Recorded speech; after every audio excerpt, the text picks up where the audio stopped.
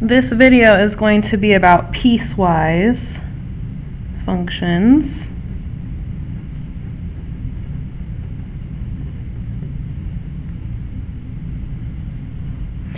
And if you guys recall, piecewise functions are functions that are defined differently across their domain, so they're in pieces. So our first piece is going to be a linear function.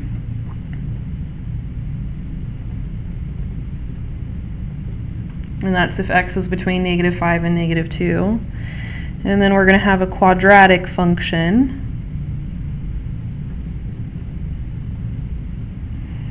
And then we're going to have another quadratic function.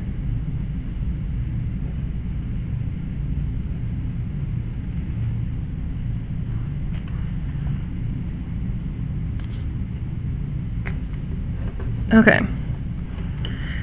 So I'm going to go ahead and graph this. So first we have this linear function, and I'm going to do this lightly in pencil because I'm going to erase part of the graph. So a linear function that starts at -5 and has a slope of -1. So here's -5. And we're going to go down 1 over 1, down 1 over 1. And I'm going mostly to the left, and the reason I'm doing that is because the domain here is from -5 to -2. So that part on the left is what I need. So now that I've gone all the way to -5, I can go ahead and kind of connect this here. There's my line right there. But I know that the only part of the graph that I need is between -5 and -2. So from -5 to -2, that was the part that I needed, so I'm going to go ahead and make that dark. That's the part that I'm using. The rest of that is gone. Shouldn't even have been there to begin with. So I'm going to go ahead and erase that. All right. The next function we're going to graph is the x squared plus 1, and if you have those memorized, then you can go ahead and graph that from your brain. If not, we can go ahead and graph this on our calculator. So x squared plus 1, and I don't even really need to look at the graph, I'm just going to look at the table. And the x values I want here are from -2 to +2. So at -2, it's at 5. So -2 is up at 5. I'm going to go ahead and put a circle there because my domain tells me I can't equal -2 right here. -1 is at 2. 0 is at 1. 1 is at 2. And then 2 is at 5. So now I'm going to go ahead and graph it. I already know that it looks like a parabola, but just in case you want to feel confident with what you're graphing. So that's what I have for between -2 and +2. And then I'm going to go ahead and do x minus 3 squared. And I'm going to look at the table to see what's happening between 2 and 4. So over at 2 we're up at 1, and then 3 is at 0, and then 4 is at 1. And again, I'm filling in all of those because I can equal 2 and I can equal 4. And then again, I know this is going to be a parabola, so this is a U shape right here. There we go. Okay. And then we're going to ask ourselves some questions about this. So the first question that might be asked is this a function? And if you didn't have a clue there that it says piecewise functions, the answer is yes. But the reason that the answer is yes is because every x value has its own y value. So you'll notice that as we do this, if we were to do the vertical line test, it would pass. There's no point where we have a specific x value that if you plug in that x, you're going to get two different y values. So all of these x's have their own y value. Here we have -2 is up here and down here, but down here is the y value that you're going to use. You do not use this y value up here because it's not actually on the graph. So yes, this is a function, and that is one way you can kind of tell if you're doing this correctly, is piecewise functions should be functions. And so if you have graphs that are overlapping with your x's, then that means you probably did something wrong. All right, next we're going to go ahead and evaluate some specific values. So we're going to look at -6, and we're going to look at -4, and -2, and we're going to look at 0, and we're going to look at +2. So first, if you look at -6, you can look up here with your domains to see where to plug it in if you want to plug it in, or you could look at the graph and see what the picture looks like. So if we try to locate where the x value is -6 is over here and there's nothing happening on the graph over there. And so we're going to say that this is undefined. And I'll come back to that in a second. Next, we're going to look at -4. So if we were to look on the graph, 1, 2, 3, 4, -4 is at -1. So we could look at the graph to tell us what that value is, -1. We could also look over here at the domains and see where we should plug it in. So -4 is not in between these two numbers, it's not in between these two, it's between these two, which means if I want to plug it in algebraically, then I should look at this equation. So negative of -4 is +4. +4 take away 5 is -1. So thinking back to the one we just looked at, that -6, -6 is not in between these, it's not in between these, it's not in between these. And so if you're looking for a value that's not anywhere in the domain, that's when you're going to say it's undefined. So you can tell it from the picture or from the equations. Alright, -2 is kind of tricky because you can see it in two different domains. So you just have to be careful to make sure we're including the -2 here. So I'm not going to look at this one, I'm going to look at this one up here, which means I have negative of -2, which is +2, take away 5 is -3. And that should match our graph. 0 is in between here, so we've got 0 squared plus 1 is 1. And then 2, again, we have it in two different spots, so we have to look at where it can equal to, and that's right down here. So 2 minus 3 is -1. -1 squared is +1. Okay. Another typical question that they're going to ask is the domain. You can look here, because again we have all these things defined, or we can look at the graph specifically. So if you look here, we see that we're from -5, and then we go to -2, and -2 is there, and then we go to +2, and +2 is included, and we go to 4. So if you look kind of in between, it looks like the lowest is -5, the highest is 4. And if you look at what's happening in between, everything's kind of connected in between, there's no gaps. So looking at that, we're going to say that the domain is between -5 and 4. So you can see that. And then if you look at the picture, you're going to see the same thing. We have all the values from -5 to +4. Nothing is being skipped from the x values. This is set notation. If you prefer interval notation, that would be fine. So these would be brackets because we're including those values. Okay, next I'm going to go ahead and look for the range. So the range, we're looking specifically at the y values that correlate to these x values. So all the y values that are between -5 and 4 are what's going to give us our range. So if you look for y, the very lowest value that I'm seeing is -3, and it's included. And then I've got from -3 all the way up to 0, I have all those values. And from 0 to 1, I have all those values. And then from 1 up to 5, I have all of those values, but I do not include 5. So less than 5. So we're going to say -3 to 5 if we were to do the interval notation. Okay. Some other things you might be required to find on the graph, but not necessarily. I literally just ran out of lead. The x-intercept, so where we cross the x-axis, we have over here at -5, 0, and we also have at +3, 0. And we've got a y-intercept at 0, 1. So x-intercept, y-intercept. They might also ask questions like, when is the function less than 0? So if you think here, the function, it's talking about the y values. When are the y values less than 0? Which means that the answer that we're going to give are x values that would make those y values less than 0. So if we look over here, the y values that are less than 0 is this piece.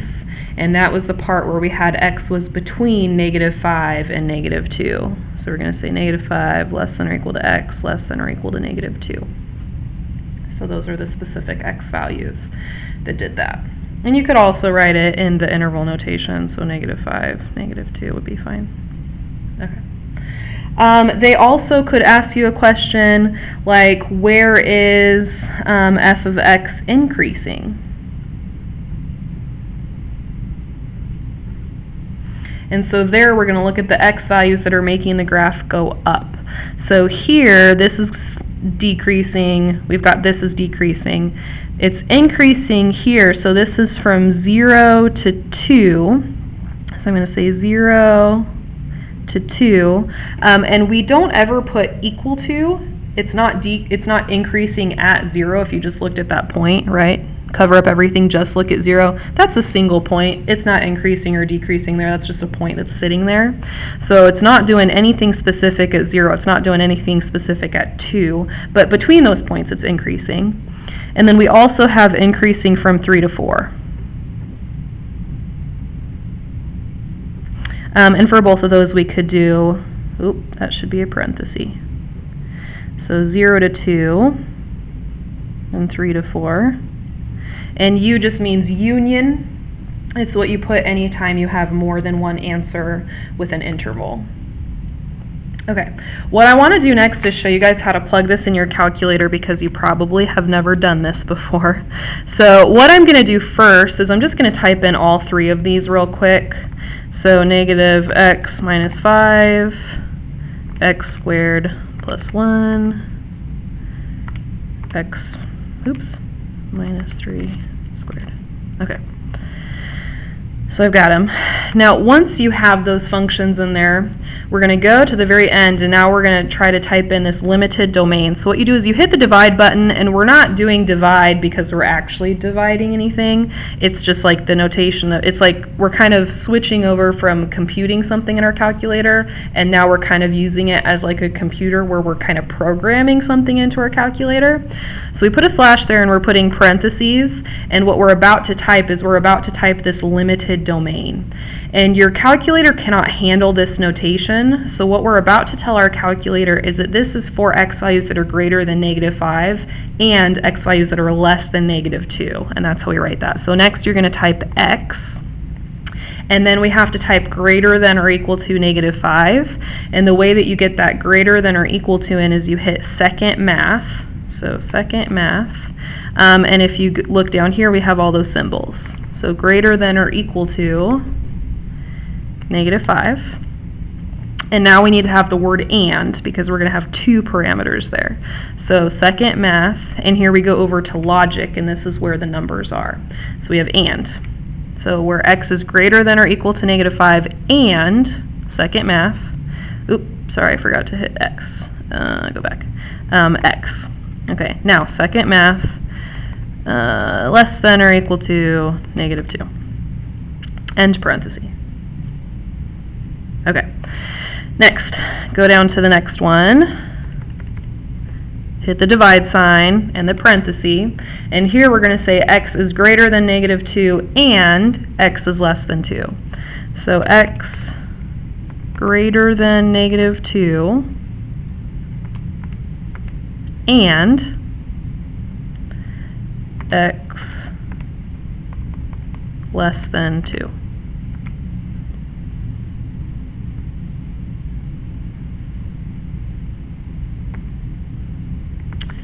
And then over here, we're going to do the slash, parenthesis, and here we have to say x is greater than or equal to 2. So x, missed it, greater than or equal to 2, and x is less than or equal to 4.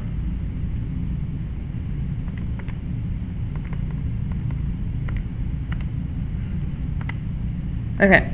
And if we plugged it in correctly, hopefully, ta-da, and you should see it looks the same. This one is kind of hard to see right here. Actually, I can change my window. So if I did negative 5 to 5, and then my range was negative 5 to 5 would work there too. If we kind of zoom in on that, then we can see it better.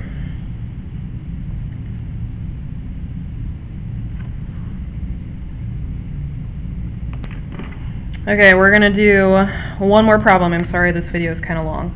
So we're going to draw a piecewise graph, and then we're going to figure out what the equation is from that. So we're going to go up to 5, put an open circle on that, and this has a slope right here. So it's going down 2 over 1, down 2 over 1. And do not put an arrow. Go this far and make it stop like that. Okay. And then down here, we're going to put a dot at -3.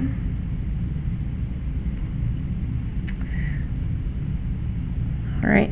And then at +2, we're going to put an open circle right here on the y-axis. And then from there, you're going to go over 1, up 1. Good morning. Sorry, announcements. Okay, so over 1, up 1, and then over 1, up 1, 2, 3. And then over 1, up 1, 2, 3, 4, 5. And this one, we're going to connect these. You can see they're curving. And this one, we're actually going to draw an arrow. All right, so when we define this function, we have 3 pieces. So you want to leave, and I know each of these examples had 3, but 3 is not the magic number. You could have 17 pieces. It would just be really hard to write. So this first one, you can see that this is a linear function right here. And so we drew it so the y-intercept was 5. So I know that I'm going to have something in front of my x, and I'm going to have a +5 there. And if we look at that slope, since it went up 2 over 1, that means that is a slope of 2. So that function is 2x plus 5. And now we need to figure out what x values we use to make that happen. So the x value was from -3 all the way over to 0.